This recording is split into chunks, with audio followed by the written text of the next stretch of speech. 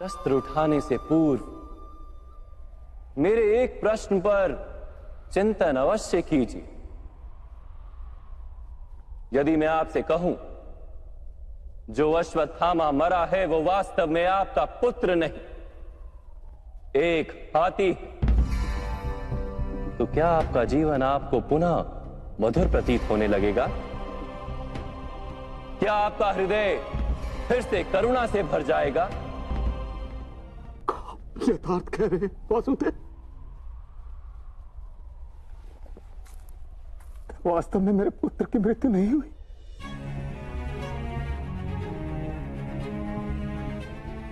यदि आज आपके पुत्र की मृत्यु नहीं हुई तो कल होगी।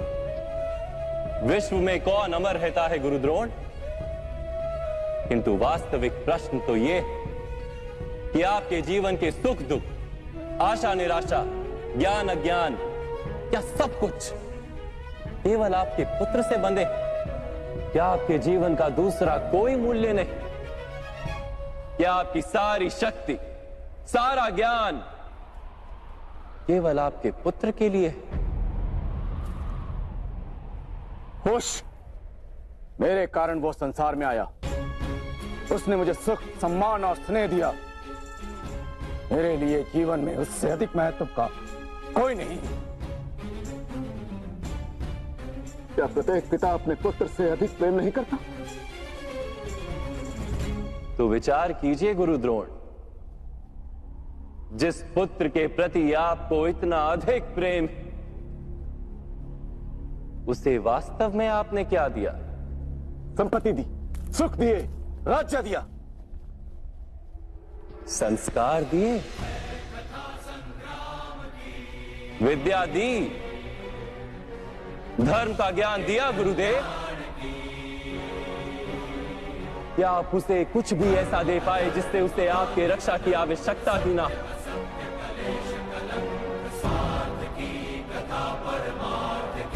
मैं मानता हूं सब अर्जुन तथा अंगराज कर्ण की भांति महान योद्धा नहीं बन पाते, किंतु आप अपने पुत्र को उचित निर्णय लेने का शिक्षण तो दे ही सकते थे।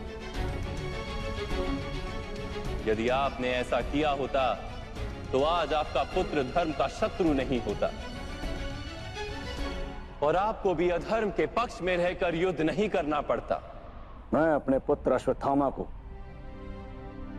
सारे सुख देने की इच्छा रखता था वासुदेव। मेरे पुत्र अश्वत्थामा के प्रति मेरे मन में प्रेम के कारण। प्रेम तो उन्नति देता है, उचित अनुचित का ज्ञान देता है गुरुदेव। प्रेम होता तो आप भी अधर्म से नहीं बंधते और आपका पुत्र भी अधर्म से छूट जाता। वास्तव में ये प्रेम नहीं, आपके मन का मोह है। प्रेम और मोह के बीच क्या भेद होता है, क्या आपने कभी विचार किया है?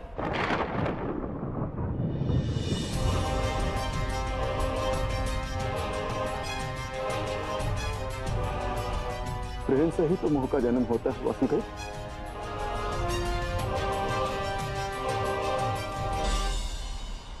नहीं, वास्तव में जहां प्रेम होता है वहां मोह होता ही नहीं। प्रेम का जन्म करुणा से होता है और मोह का जन्म अहंकार से। प्रेम कहता है कि मेरे पुत्र को ईश्वर संसार के सभी सुख देंगे और मोह कहता है कि मैं अपने पुत्र को संसार के सारे सुख दूंगा। प्रेम कहता है कि मुझे अपने पुत्र पर गर्व और मोह कहता है कि मेरे पुत्र को मुझ पर गर्व। प्रेम मुक्ति देता है गुरुदेव, मोह बांधता है। प्रेम धर्म है गुरुदेव और मोह अधर्म।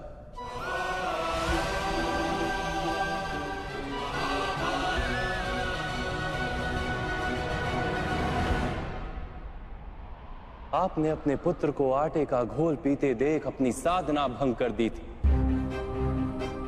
उसके स्थान पर अपने पुत्र को आटे के घोल से संतोष मानने की शिक्षा दी होती। अपनी साधना भंग करने के स्थान पर उसे संघर्ष करके कुछ प्राप्त करने का शिक्षण दिया होता, तो क्या आज आपकी स्थिति कुछ भिन्न नहीं होती? अपने पुत्र का भविष्य उज्जवल बनाने के प्रयासों में आप उसके चरित्र को उज्जवल बनाना भूल ही गए। आपके मोह के कारण उसके जीवन से धर्म नष्ट हो गया। लोभ, भय और लालसा का शिक्षण दिया आपने उसे, और स्वयं भी उसी मोह के कारण वास्तव में आप गुरु तो कभी बन ही नहीं पाए, केवल शिक्षक बनकर रह गए आप।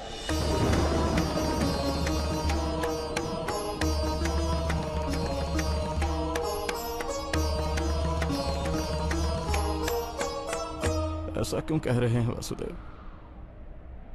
मैंने तो अपने संपूर्ण जीवन में अपने सारे शिष्यों को संपूर्ण निष्ठा से उत्तम बनाने का प्रयास किया है।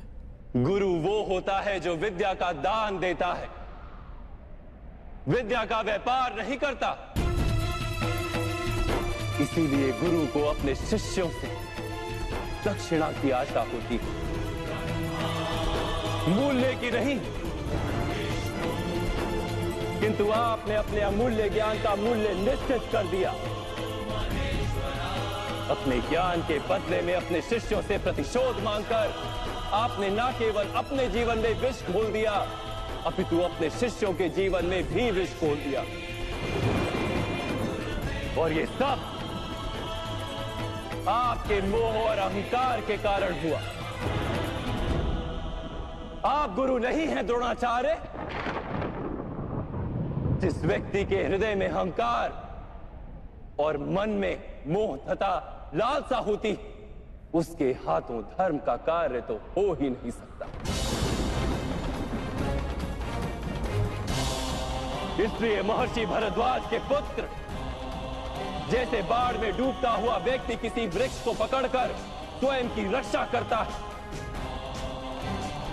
वैसे ही इस अंत समय में धर्म को पकड़ लीजिए। आज समय है उचित निर्णय लेने का। मोह का त्याग कीजिए। मैं इसी क्षण आपके प्राण ले सकता हूं, किंतु मेरी इच्छा कि आप जीवन में एक उचित निर्णय स्वयं लें।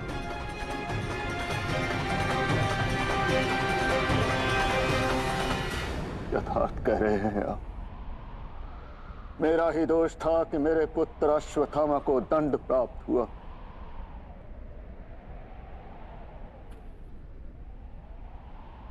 अब समय आ गया है कि मुझे भी दंड प्राप्त हो।